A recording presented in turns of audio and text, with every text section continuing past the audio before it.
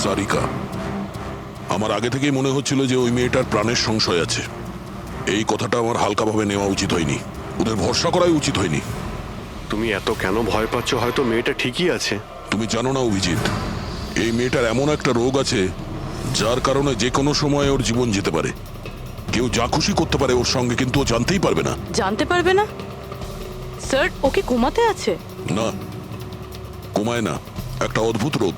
আমিও এই রোগের ব্যাপারে আগে কখনো শুনিনি। একটা অসুস্থ মেয়েকে তার পরিবারের লোক মারতে কেন চাইবে? যতটা আমি ওদেরকে চিনেছি, আমার মনে হচ্ছে যে ওদের ভাবসাব খুব একটা সুবিধার নয়। সারিকার সঙ্গে আমার কয়েকদিন আগেই দেখা হয়। একদিন আমি অফিস থেকে যখন বাড়ি যাচ্ছিলাম,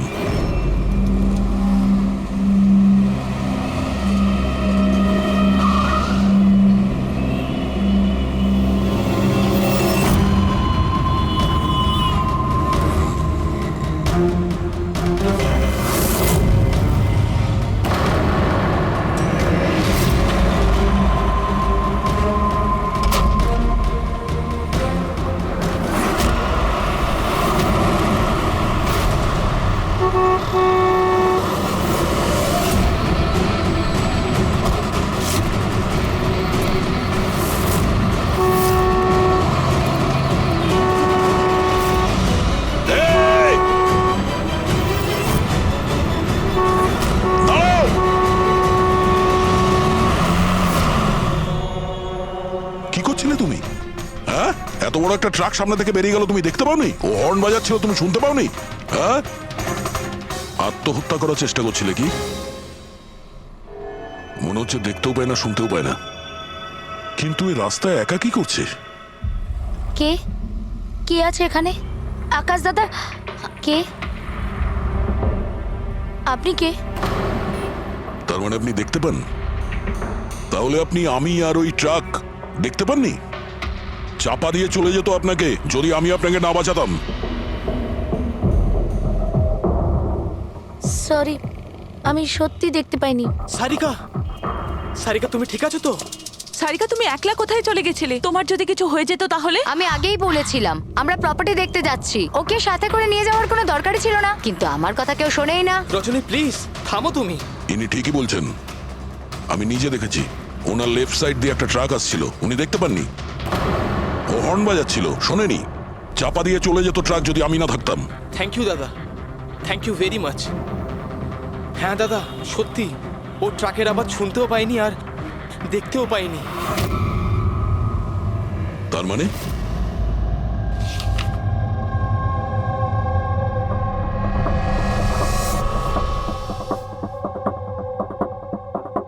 এইসব আপনি, মানে আপনার শুধু জিনিস আর সবার এই ডান দিকটা নজরে আসে না, শুধু বাঁ দিকটা নজরে আসে? হ্যাঁ স্যার। তার মানে এই মুহূর্তে আমি আপনার সামনে আছি, আপনি আমার অর্ধেকটা দেখতে পাচ্ছেন, আমার এই ডান দিকটা আপনি দেখতে পাচ্ছেন না? না স্যার, দেখতে পাই না। আমার যত কাছে কেউ থাকুক না কেন, যদি সে আমার বাঁ দিকে দাঁড়িয়ে থাকে তাহলে না আমি তাকে শুনতে পাই আর না দেখতে পাই স্যার। আমার এই সমস্যাটা রয়েছে স্যার, হেমি স্পেশাল নেগলেক্ট। এই রোগের কারণের জন্য স্যার আমার মাথা লেফট সাইড রেজিস্টার করতে পারে না স্যার, শুধুমাত্র ডান দিকটাই বুঝতে পারি আমি স্যার। সেই জন্য আপনি এইসব পেন্টিংস, এই লোকজন, সবার ডান দিকটাই দেখতে পাই আমি স্যার। তাহলে এই অসুখের কোনো ট্রিটমেন্ট নিশ্চয়ই আছে। আর আপনারা ওনাকে রাস্তায় যেতে দিলেন কি করে? আপনারা তো জানতেন যে ওনার সঙ্গে কি হচ্ছে, তারপরেও যদি কিছু হয়ে যেত ওনার? স্যার আপনি বলুন স্যার, ওর তো নিজের বুদ্ধি ব্যবহার করার দরকার ছিল। ওর কি দরকার ছিল রাস্তায় একা যাবার?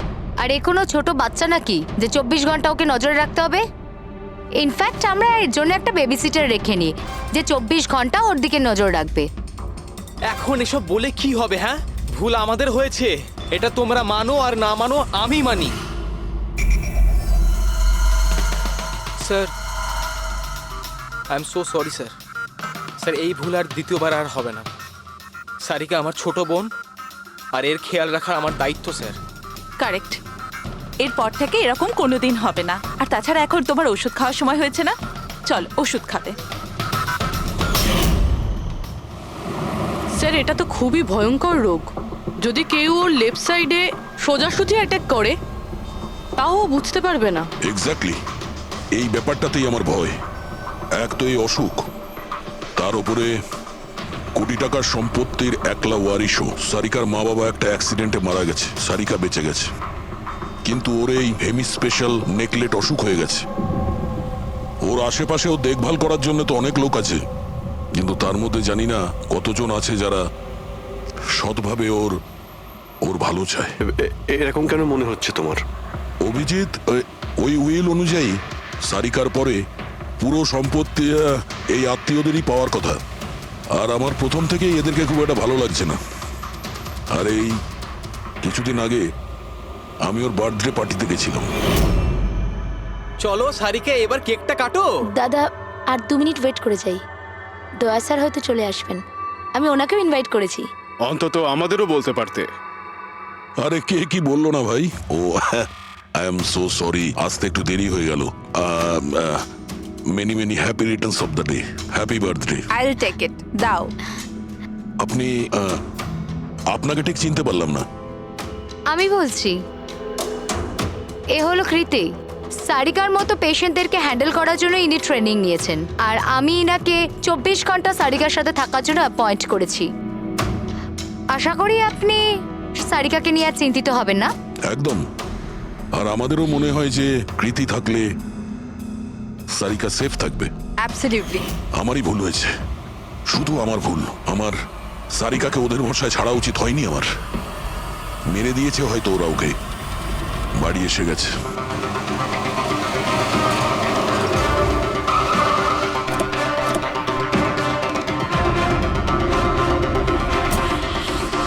কোথায় ও? হ্যাঁ, কি করেছো তোমরা ওর সাথে? স্যার, আমরা তো জানি না কি হয়েছে। আমরা তো কিছুই করিনি স্যার। 1 মিনিট, কি হয়েছে কি এখানে? স্যার, ড্রয়িং রুমের অবস্থা দেখে আমরা এতটাই ভয় পেয়ে গেছি যে আমরা ভিতরে যাইনি। আগে এটা বলো, সারিকা কোথায়? স্যার আমরা কিচ্ছু জানি না, আমরা কিচ্ছু দেখিনি। স্যার আমরা এইসব দেখে ঘাবড়ে গিয়েছিলাম আর সোজা আপনাকে ফোন করেছিলাম। ঠিক আছে, আমরা দেখে নিচ্ছি। পঙ্কজ, এদের সবার স্টেটমেন্ট রেকর্ড করো, আর কাউকে ভিতরে আসতে দেবে না।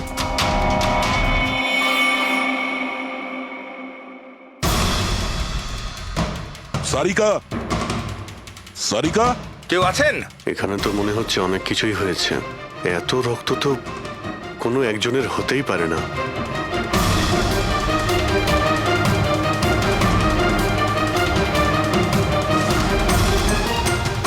স্যার, হ্যাঁ, স্যার এই দেখুন,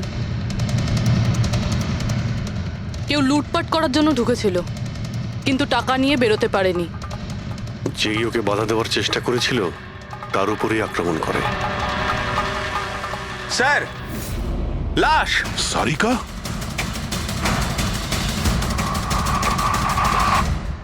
ও নো। মানালি তো এরপর থেকে এরকম কোনোদিন হবে না। আর তাছাড়া এখন তোমার ওষুধ খাওয়ার সময় হয়েছে না? সারিকার ছোট বৌদি, জয়ন্তর স্ত্রী। তাহলে ও কোথায় আছে?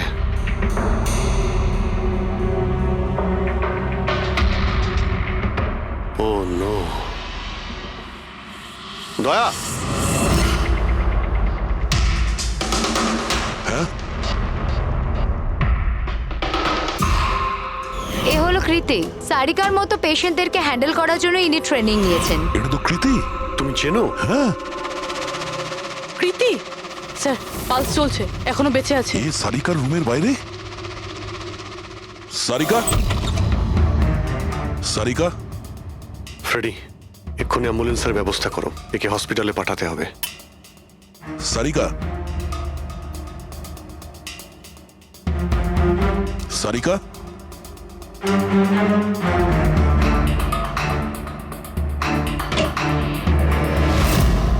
সারিকা, সারিকা, অভিজিৎ, না না না না না, কিছু নেই, কিছু নেই। Relax, আমরা relax. শেয়ারি থেকে এসো। রিল্যাক্স, বাইরে রিল্যাক্স, এসো, বাইরে এসো, বাইরে এসো। বেবি, এসো। সাবধানে। তুমি ঠিক আছো তো? বসো, এখানে বসো। থ্যাংক গড, একে পাওয়া গেছে। আছো? সবাইকে মেরে দিয়েছে, সবাইকে মেরে দিয়েছে স্যার। এক মিনিট কে করেছে এসব? কে ছিল সে? দয়া স্যার, কি হয়েছিল? স্যার সবাইকে মেরে দিয়েছে স্যার। কে মেরে দিয়েছে, কে কে মেরেছে? মেরে দিয়েছে স্যার। আমার মনে হয় এক্ষুনি একে হসপিটালে পাঠানো উচিত। ওর মানসিক অবস্থা ঠিক নেই। ওকে, ঠিক হবে। মনে হচ্ছে শক পেয়েছে। মুরবি, তোলো একে। ওঠো, ওঠো। আমার সাথে এসো।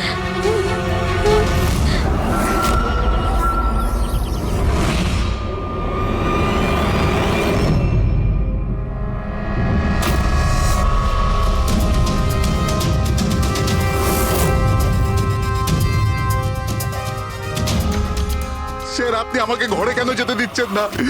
আমার বউ খুন হয়েছে। স্যার প্লিজ আমি একবার দেখতে চাই, শুধু একবার। মিস্টার জয়ন্ত, আপনার স্ত্রীর খুন হওয়ার জন্য আমরা খুব দুঃখিত, কিন্তু আমরা আপনাদেরকে ভেতরে যেতে দিতে পারি না। 3 জনের উপর হামলা হয়েছে, একজন মারা গেছে, একজন আহত, আর একজন শক পেয়েছে। আর আপনারা বলছেন যে আপনারা কিছুই জানেন না। হ্যাঁ, সত্যি আমরা কিচ্ছু জানি না স্যার। ইনফ্যাক্ট আমরা এখানে কেউ ছিলামই না স্যার। আমরা সবাই নিউ বোম্বেতে ছিলাম একটা পার্টিতে। কোন পার্টি? স্যার একটা ফ্রেন্ডের রিসেপশনের পার্টি। তো আপনারা সবাই ওখানে গিয়েছিলেন তো? মানালি ও বাড়িতে কেন ছিল? স্যার মানালি আমাদের সঙ্গে গিয়েছিল। বাড়িতে শুধু সারিকা আর কৃতি ছিল, কারণ স্যার সারিকা শরীর খারাপ ছিল। কিন্তু স্যার এই পার্টি থেকে হঠাৎ মানালি কি করে হারিয়ে গেল আমরা কিচ্ছু জানি না স্যার। স্যার, হ্যাঁ পূরবী, স্যার এই দেখুন, এর নখে এবং এর বডিতে অনেক গুঁড়ো চুল পাওয়া গেছে। স্যার এই কাঁচের টুকরোগুলো দেখুন, বেশ মোটা, মনে হচ্ছে কারো চশমার কাজ।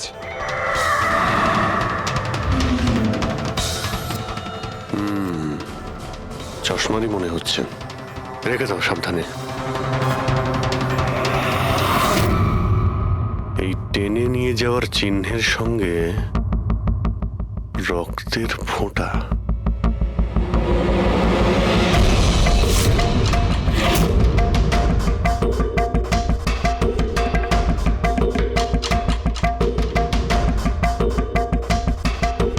এখানে এতটা রক্ত,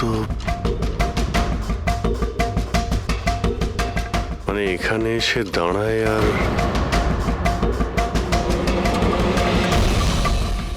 বাইকের চাকার দাগ। কেউ আহত অবস্থায় এখানে আসে আর বাইকে উঠে এখান থেকে বেরিয়ে যায়। আচ্ছা একটা কথা বলুন তো, আপনাদের মধ্যে বাইক কার কাছে আছে? বাইক? না স্যার বাইক তো কারুর কাছে নেই। আমাদের সবার কাছে নিজের পার্সোনাল গাড়ি আছে স্যার। এই বাড়িতে টোটাল 5টা কার আছে স্যার। কিন্তু অভিজিৎ, এটা কেন জিজ্ঞাসা করছো? কারণ কেউ খুবই আহত অবস্থায় বাইকে উঠে এখান থেকে চলে গেছে, আর আমার পুরো বিশ্বাস যে খুনি সেই। আই থিঙ্ক এর জবাব সারিকাই দিতে পারবে। ওর জ্ঞানটা একবার ফিরে আসুক। বাই দ্য ওয়ে, আপনাদের মধ্যে কি কারো চোট বা আঘাত লেগেছিল? আঘাত আমাদের? স্যার আপনার কথার মানে কি? আমাদের কেন চোট লাগবে? আপনারা আমাদেরকে সন্দেহ করছেন? যতক্ষণ এই কেসটা সলভ না হবে আমরা সবার উপরেই সন্দেহ করব। আর আপনারা যদি আমাদের সঙ্গে সহযোগিতা না করেন তাহলে আমাদের সন্দেহ আরো বেড়ে যাবে। হ্যাঁ, তাই প্লিজ কোঅপারেট।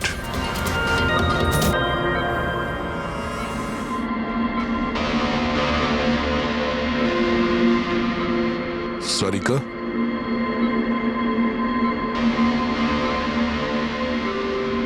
আচ্ছা তুমি কি ঠিক আছো? অভিজিৎ, সারিকা, দয়া স্যার, তুমি ঠিক আছো? স্যার মানালি বৌদি আর কৃতি স্যার।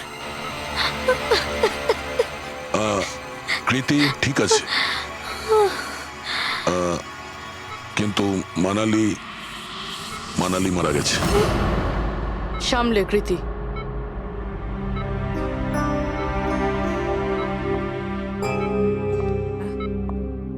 কৃতি,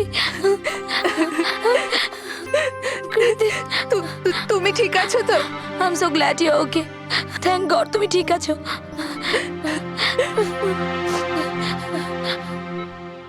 আচ্ছা কাল এক্স্যাক্টলি কি হয়েছিল তুমি বলতে পারবে?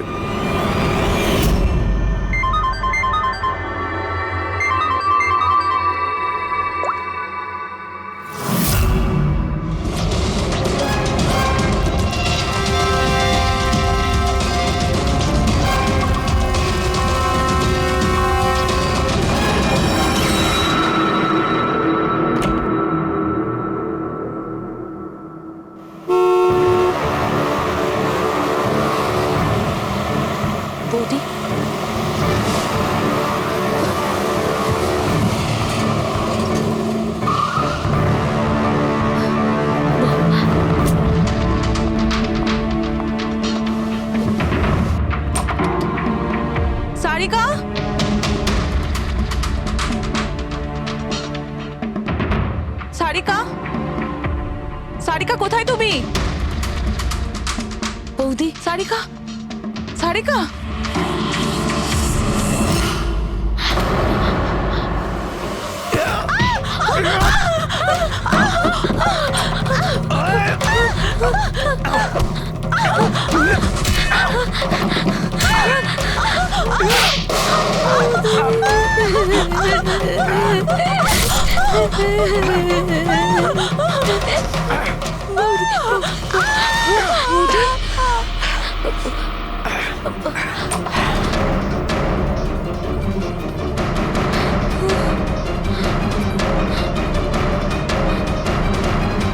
কৃতি, কৃতি, কৃতি।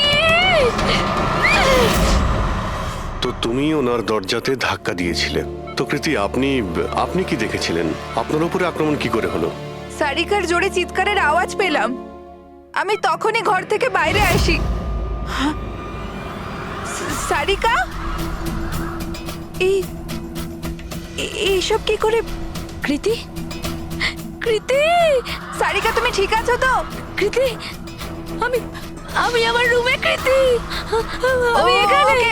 ওকে okay okay Sarika, you don't worry, I am coming. Kriti সাবধানে, খুনি এখনো বাড়িতেই আছে। খুনি? সারিকা, তুমি ওকে দেখেছো যে কৃতির ওপর হামলা করেছে? হ্যাঁ স্যার, আমি দেখেছিলাম।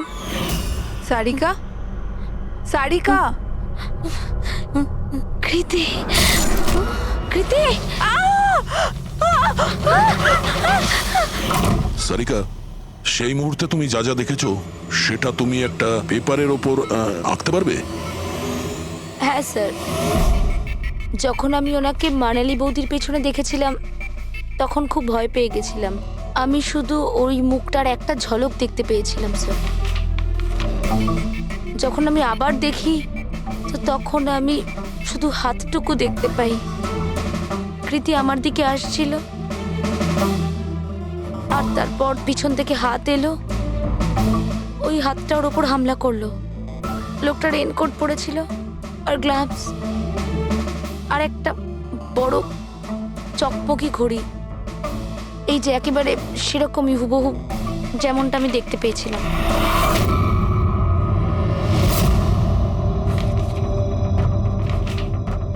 আই হোপ এই অর্ধেক ছবিগুলো দিয়ে আপনারা কিছু উপকার পেয়ে যাবেন হয়তো। চিন্তা করো না, এই অসম্পূর্ণ ছবিটা আমরা কমপ্লিট করব। ফেডরিক, মনোহরের কাছে এই পেন্টিং গুলো নিয়ে যাও আর বলো যে এই স্কেচ যেন কমপ্লিট করে। Sarika, thank you so much. আপনি যেতে পারেন, টায়ার্ড হয়ে গেছেন হয়তো। চলো সারিকা।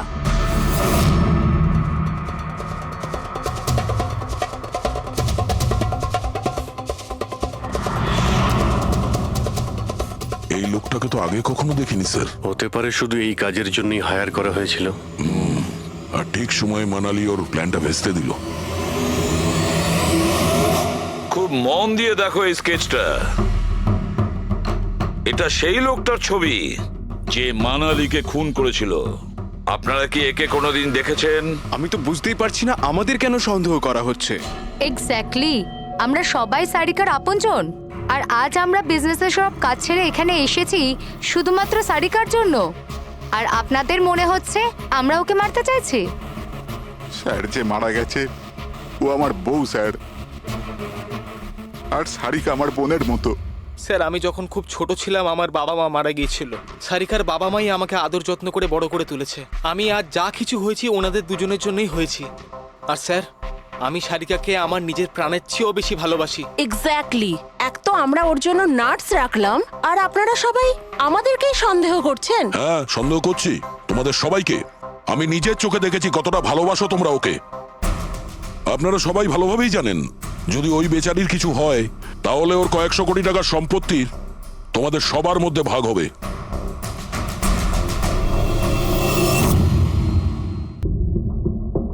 ওকে বাড়িতে রেখে তোমরা সবাই পার্টিতে গিয়েছিলে।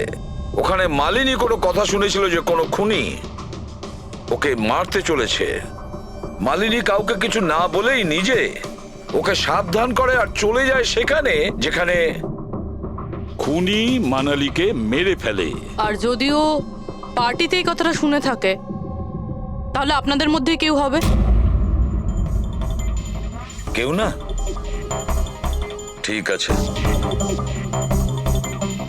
তোমরা এখন যেতে পারো, কিন্তু একটা কথা ভালো করে মনে রাখবে, আমাদের কড়া নজর থাকবে তোমাদের উপরে। অভিজিৎ, দয়া, ও বলছিল মানালি ওকে ফোন করেছিল যে মানালি পুলিশ নিয়ে ওর বাড়িতে পৌঁছচ্ছে। এক্স্যাক্টলি স্যার, কিন্তু ও না আমাদের সঙ্গে কন্ট্যাক্ট করেছে না পুলিশের সঙ্গে। হতে পারে কেউ ওর পিছু নিয়েছিল, তাই হয়তো ও ভয় পেয়ে গিয়েছিল। একটা কাজ করি আমরা, পঙ্কজ পুরবি, ওই পার্টিতে যে কয়জন লোক এসেছিল ওদের প্রত্যেকের নাম আর ফোন নাম্বার বের করো, আর খোঁজ নাও ওই রাতে মানালির বাড়ির আশেপাশে ওদের মধ্যে কার ফোন অ্যাক্টিভ ছিল।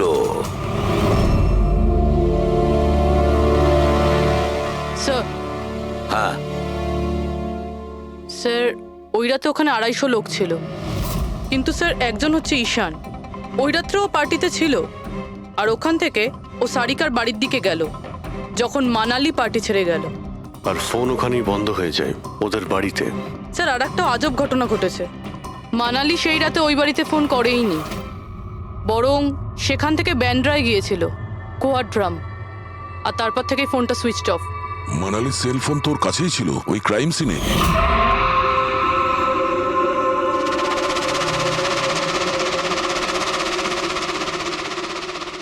Switch off? আচ্ছা, এমনটা নয় তো যে ওই ফোনটা আসলে ঈশানের ফোন, ভুল করে ওখানে পড়ে গিয়েছিল? মানে ঈশান সেই রাতে সারিকা ভিলা এসেছিল। ডাকো ওই ঈশানকে বিউরোতে। স্যার, আমি করেছিটা কি? আমাকে এখানে কেন ডাকা হয়েছে? ঈশান, একটু আপনার চশমাটা খুলবেন? চশমা? স্যার, এটা তো উইদাউট নাম্বারের চশমা, এটা তো আমি রেগুলার পড়ি না। ডক্টর সালুকের কাছে নিয়ে যাও এটা। স্যার, আমাকে এটা তো বলুন, আমি করেছিটা কি? আমরা আপনাকে এখানে মানালি মার্ডার কেসের ব্যাপারে ডেকেছি। ক্রাইম সিনে আমরা চশমার ভাঙা কাঁচ পেয়েছি, আপনার চশমাটাকে ওই কাচের সঙ্গে ম্যাচ করিয়ে দেখব। কিন্তু স্যার, আমি তো ওই জায়গায় যাইনি। যদি তুমি নাই গিয়ে থাকো তাহলে তোমার ফোন ওখানে ওই ভিলাতে কি করছিল? আর মানালির ফোন তোমার বাড়িতে মান্দ্রাতে কিভাবে পৌঁছলো? ওই স্যার, পার্টিতে আমাদের ফোন এক্সচেঞ্জ হয়ে গেছিল, কারণ আমাদের ফোন দুটো এক। কি হলো মানালি ম্যাডাম, আপনাকে চিন্তিত মনে হচ্ছে? চিন্তিত আমি? না তো, আসলে আমি ওই জয়ন্ত আর আকাশকে খুঁজছিলাম। আপনি ওদের কোথাও দেখেছেন? হ্যাঁ, ওরা দুজন ভেতরেই হবে। আসলে কি হয়েছে, এত চেঁচামেচি আর এই ডিস্কোতে আমি কিছু বুঝেই উঠতে পারছি না। আপনি প্লিজ আমাকে একটু হেল্প করে দেবেন ওদের খুঁজে পেতে? আমি ওদের ভেতর থেকে আপনার কাছে পাঠাচ্ছি।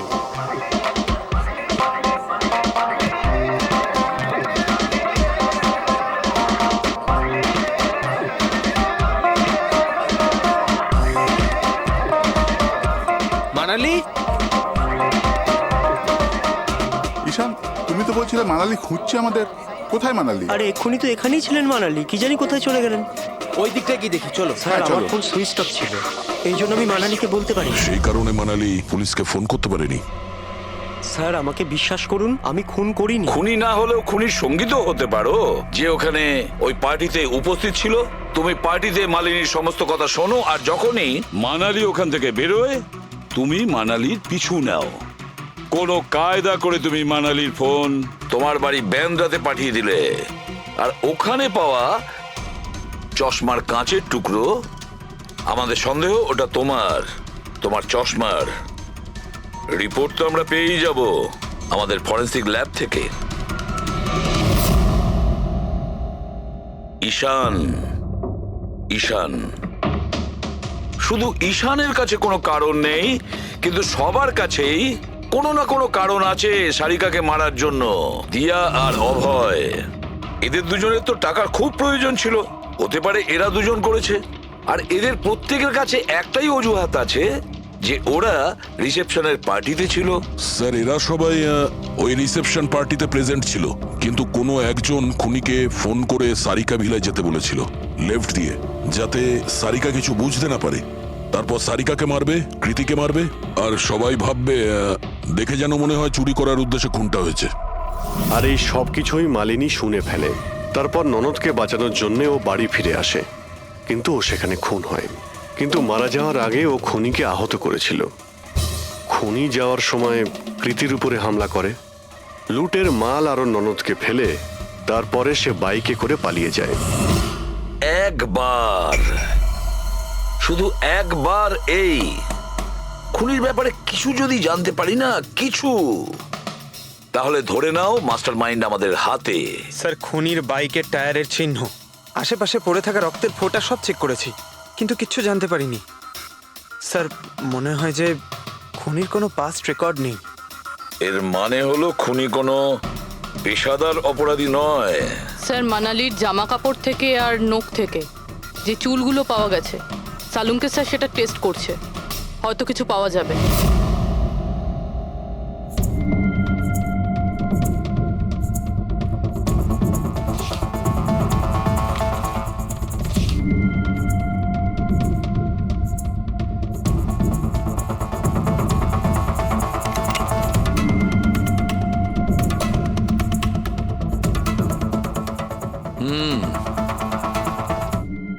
আমার আন্দাজ একদম ঠিক ছিল। এবার শুধু ডিএনএ রিপোর্টটা দরকার। হ্যাঁ সালুকে। বস, হ্যাঁ, একটা কথা ঠিক যে ঈশান খুনি নয়, কারণ ক্রাইম স্পট থেকে এই যে চশমার লেন্সের ভাঙা টুকরো পাওয়া গেছে, এইগুলো ঈশানের চশমার সঙ্গে ম্যাচ করছে না। এক তো ঈশানের চশমার পাওয়ার 0, আর দ্বিতীয়ত ঈশানের যে চশমাটা তার লেন্সগুলো একদম নর্মাল, কিন্তু এই লেন্সটা ফটোক্রোম্যাটিক, মানে রোদের সঙ্গে রং পাল্টায়। আচ্ছা, ওই যে রক্ত পাওয়া গিয়েছিল ওই বাইকে টায়ারের মার্কের কাছে, সেটা কি খুনির রক্ত? হ্যাঁ, ওই রক্তটা খুনিরই, যার বয়স 25 থেকে 30 বছরের মধ্যে। আর মানালির নখে যে চুলটা পাওয়া গেছে ওটা নিশ্চয়ই খুনির। আসলে বস, হাতাহাতি করবার সময় চুল গোড়া থেকে উপড়ে আসে, অথচ এই যে চুলটা, এটা উপড়ে আসেনি, কাটা হয়েছে। আর এইটা দেখো স্ক্রিনে, যতগুলো চুল আছে সব আলাদা আলাদা রকমের। কোনো চুল সিধে, কোনোটা কোঁকড়ানো, আর ওগুলো রং দেখো, প্রত্যেকটা চুলের রং আলাদা, কোনোটা কালো, কোনোটা ব্রাউন, কোনোটা ডার্ক ব্রাউন, আর ওই গোল্ডেনও আছে। এই চুলগুলো একটা লোকের হতেই পারে না। আলাদা আলাদা লোকের চুল? হ্যাঁ দয়া, এই চুল থেকে আমরা বিভিন্ন ধরনের কেমিক্যাল পেয়েছি, যেমন হচ্ছে কেরাটিন, ফিফটাইন, আরো অনেক কিছু। আমার মনে হচ্ছে না যে এই চুলগুলো কোনো একজন লোকের মাথার চুল। Hello, oh good, very good, thank you very much, good news, bye. DNA টেস্টের রিপোর্ট, এই রিপোর্ট এই বিষয়টা কনফার্ম করছে যে এই যে চুলগুলো সেগুলো কোনো একজন ব্যক্তির চুল নয়। যে লোকটার ড্রেসের উপর আলাদা আলাদা চুল আছে, আলাদা আলাদা লোকের কাটা চুল, সেই লোক কোনো বড় সেলুনে কাজ করে, হেয়ার স্টাইলিস্টের।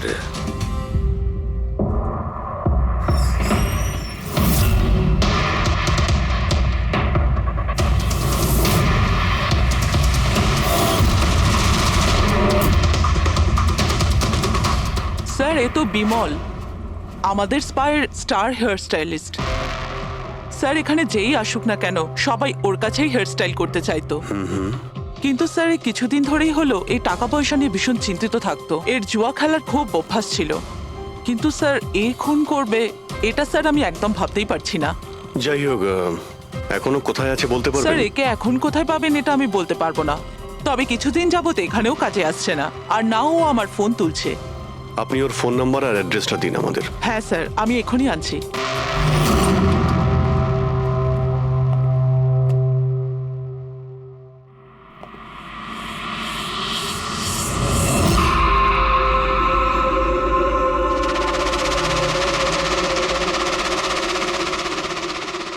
ও নো, এ তো গেছে। বিষ খেয়েছে। এখানে আঘাত লেগেছে, আর এই কাঁধেও নখের চিহ্ন। মানে এই হলো সেই যে মানালিকে খুন করেছে। দেখো কিছু পাওয়া যায় কিনা।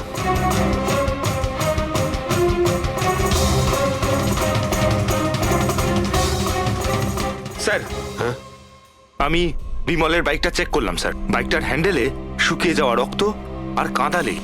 আই অ্যাম শিওর স্যার এগুলো ওই বাড়িটার ব্যাকইয়ার্ড থেকেই লেগেছে।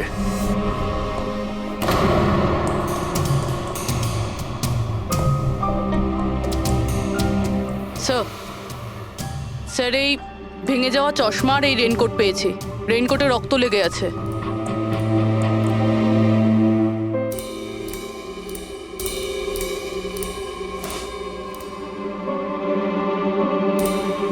এই দেখতে পাচ্ছ, বাঁ হাতে ঘড়ি। হ্যাঁ, তাহলে স্যার যদি বিমল বাঁ হাতে ঘড়ি পরতো তাহলে ও কি করে বলল যে ডান হাতে ঘড়ি পরা ছিল? পার্টিতে মানালি কেউ সারিকাকে খুন করবে সেই আলোচনা শুনে ফেলে, আর তখন মানালি ঈশানের কাছে সাহায্য চায়। ওকে বলে যে জয়ন্ত আর আকাশকে ওখানে পাঠিয়ে দিতে। এর মানে আকাশ আর জয়ন্ত দুজনেই নির্দোষ। বাকি রইল এই তিনজন, রজনী, অভয় আর দিয়া। ওই খুনের মাস্টারমাইন্ড এই তিনজনের মধ্যেই কেউ হবে। আচ্ছা স্যার, ওই কলের অন্যদিকে কে ছিল? স্যার ওই বিমল হতে পারে। না স্যার, আমি বিমলের ফোন রেকর্ড চেক করেছি। ওই রাত্রে ওদের মধ্যে কেউই বিমলকে ফোন করেনি। তাহলে অপর প্রান্তে কে ছিল সেদিন? ল্যান্ডলাইন? আচ্ছা, ওদের বাড়ির ল্যান্ডলাইন ফোন? হ্যাঁ, হতে পারে। ফ্রেডি, পঙ্কজ, একটু খোঁজ নিয়ে দেখো তো 11টার আশেপাশে ওদের ল্যান্ডলাইনে কেউ ফোন করেছিল কিনা।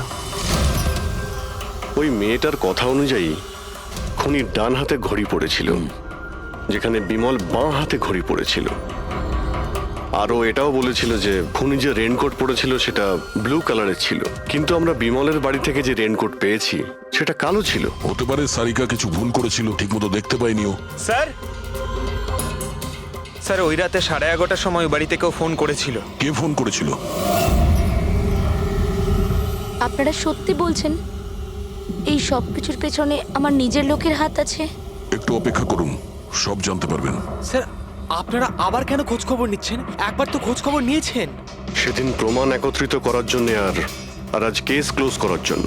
আপনি একটু অপেক্ষা করুন, এখনই সবকিছু জানতে পেরে যাবেন। স্যার, পেয়ে গেছি। কিন্তু এটা তো সেই রেনকোটটাই যেটা ওই খুনি পড়েছিল। এখানে কি করে এলো? বলছি, তুমি বলেছিলে যে মানালি তোমাকে দৌড়ে এইখানে বাঁচাতে এসেছিল, কারণ ও ওখানে পার্টিতে শুনেছিল যে কেউ তোমাকে খুন করতে চায়। কিন্তু সে খুনি ছিল না, সেই ছিল যে এই পুরো প্ল্যানটা করেছিল। আর যার সঙ্গে ওর ফোনে কথা হয় সেও কিন্তু খুনি নয়, অন্য কেউ ছিল। সেই সময় এই বাড়িতেই সে তোমার সঙ্গে উপস্থিত ছিল। বাড়িতে? ওই সময় আমার সাথে কৃতি, কারেক্ট? এটা পুরো প্ল্যান ছিল। খুনি কাজ ভেঙে বাড়ির ভেতরে ঢোকে, কিন্তু গন্ডগোল তখন হলো যখন ও মানালিকে মারলো সারিকা ভেবে। মানালি তো মারা গেল, কিন্তু মরার আগে ও খুনিকে এতটাই আহত করে দিয়েছিল যে খুনি এখানে সারিকাকে মারার জন্য দাঁড়ায়নি, পালিয়ে গেছে। স্যার স্যার 1 মিনিট, যদি খুনি পালিয়ে গেল তাহলে কৃতিকে কে মারলো? কারণ সারিকা নিজের চোখে কৃতির উপর হামলা হতে দেখেছে। হ্যাঁ, আমি দেখেছিলাম। ওই হাতটা এলো আর ও কৃতির উপর হামলা করেছিল। হামলা তো হয়েছে, কিন্তু করলোটা কে?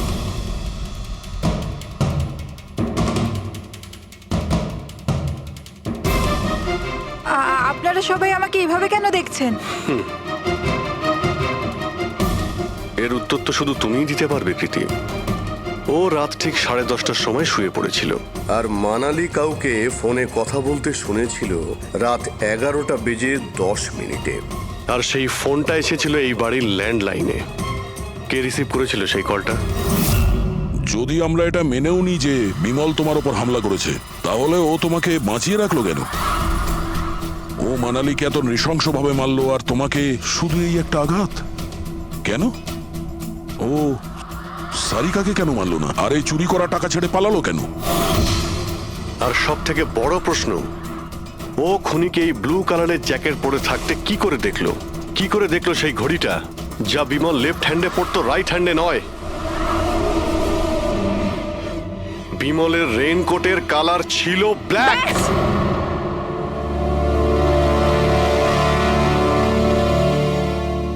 ঠিক চিনেছেন আপনারা।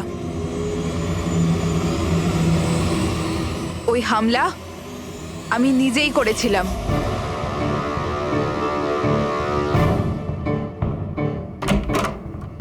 সারিকা, সারিকা কোথায় তুমি? মানালি এখানে এই সময়?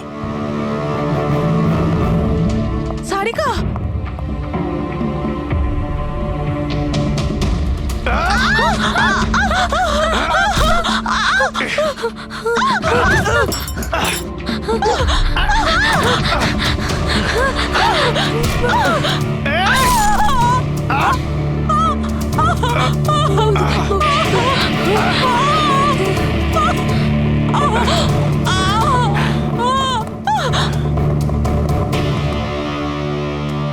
কৃতি,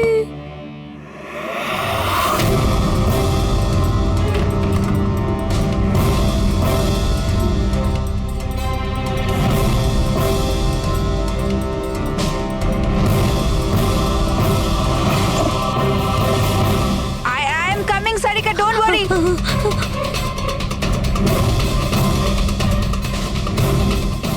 কৃতি, কারণ আমি চাইনি কেউ আমার উপর সন্দেহ করুক। আর তুমি যখন এত কিছু বলেই দিলে তখন ওই মাস্টার মাইন্ডের নামটাও বলে দাও।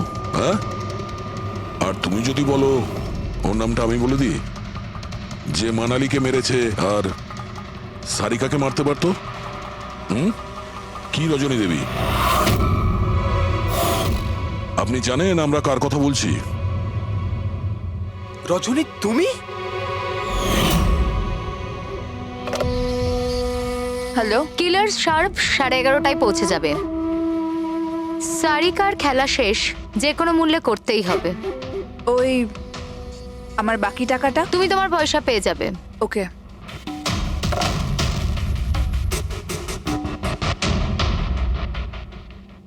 রজনী, তোমার জন্য আমি আমার বউকে... আমার পয়সার দরকার ছিল। সারিকার বেবি সিটিং করতে করতে আমি হাঁপিয়ে উঠেছিলাম। আর এইসব তোমার জন্য হয়েছে আকাশ। তোমার জন্য আমরা সবাই সারিকার আয়া হয়েছিলাম। আমাকে আমার জীবন যাপন করতে হতো আগের মতো। এই জন্য আমি প্ল্যান করেছিলাম আর কৃতিকে বাড়িতে নিয়ে এসেছিলাম। পার্টিতে যাওয়াও আগে থেকেই ঠিক ছিল, যাতে আমি সময় পাই প্ল্যান করার। সব ঠিক চলছিল, শুধু বিমলের ব্যাপারে একটু ভুল হয়ে গেল। না হলে... এত কিছু হয়ে যাওয়ার পরেও দেখছি তোমার কোনো অনুতাপ নেই, বরং নিজের প্ল্যান নিয়ে গর্ব করছো। তুমি অনেক সময় পাবে নিজের প্ল্যানের ভুল ত্রুটি ধরার, কারণ তোমার এই বাকি জীবন এবার তোমাকে জেলের মধ্যে বসেই কাটাতে হবে।